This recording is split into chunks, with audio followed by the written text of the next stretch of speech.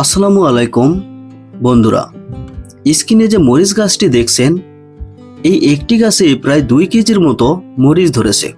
আপনারা কি আপনাদের জমিতে ঠিক এই রকম বাম্পার ফলন পেতে চান?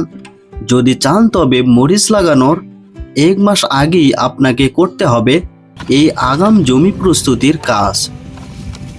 আজ আমরা সরাসরি মাঠ থেকে জানব এক সফল কৃষক ভাইয়ের জাদুকরি ফর্মুলা, যা তিনি ওনার 15 শতক জমিতে প্রয়োগ করেছেন। বন্ধুরা, আজকের ভিডিও খুবই গুরুত্বপূর্ণ হতে চলেছে, তাই ভিডিওটি স্কিপ না করে সম্পূর্ণ ভিডিও দেখতে থাকুন। ভিডিওর শেষে থাকছে গুরুত্বপূর্ণ টিপস, যা মিস করলে আপনার মরিচ চাষের ক্ষতি হতে পারে। তো চলুন ভিডিওটি শুরু করি।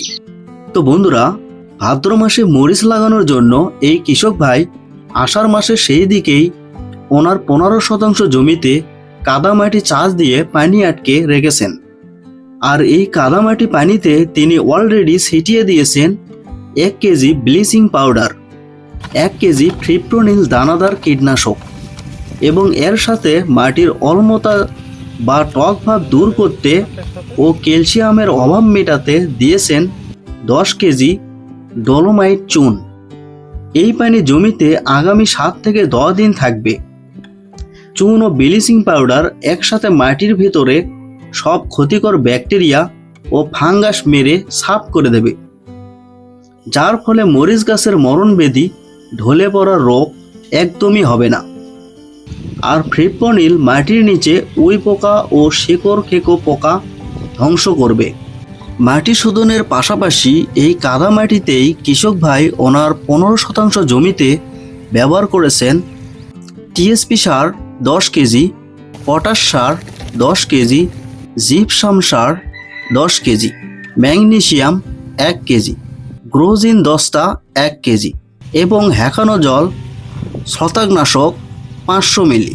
তিনি এই সব উপাদান একসাথে এই কাদা পানিতে দিয়ে জমি ভালো করে চাষ দিয়েছেন।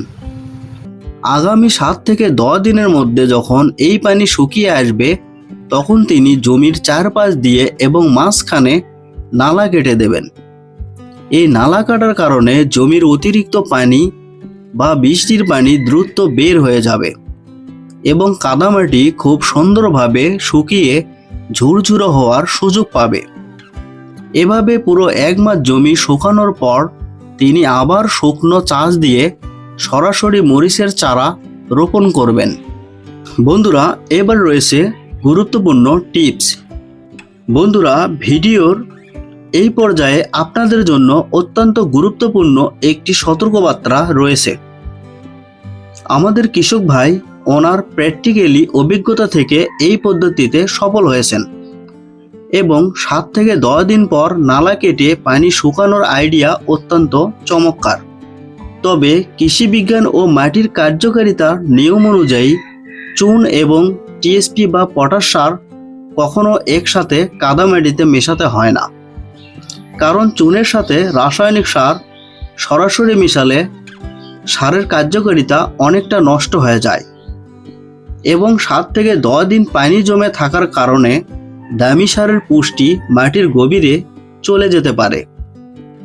তাই আপনারা যারা এই পদ্ধতি ফলো করতে চান, তাদের জন্য নিরাপদ পরামর্শ হলো মাটি শোধন, গ্যাস ও টক ভাব দূর করার জন্য চুন, ব্লিচিং পাউডার এবং ফিপ্রোনিল দানাদার এখনই কাদামাটিতে দিন, কিন্তু বাকি রাসায়নিক সারগুলো এবং লিকুইড ছত্রাকনাশক এখন না দিয়ে ঘরে রেখে দিন।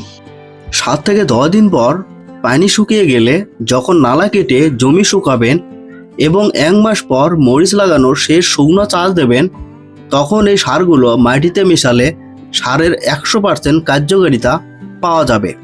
তো বন্ধুরা, আপনি যদি ভাদ্র মাসে শীতকালীন মরিচ থেকে লক্ষ টাকা লাভ করতে চান, তবে আজই এই চুন ও ব্লিচিং পাউডার দিয়ে আগাম জমি প্রস্তুতের কাজ শুরু করে দিন। ভিডিওটি ভালো লাগলে একটা লাইক দিন, বন্ধুদের সাথে শেয়ার করুন এবং আমাদের চ্যানেলটি সাবস্ক্রাইব করতে একদম ভুলবেন না। দেখা হবে আগামী ভিডিওতে। আল্লাহ হাফেজ।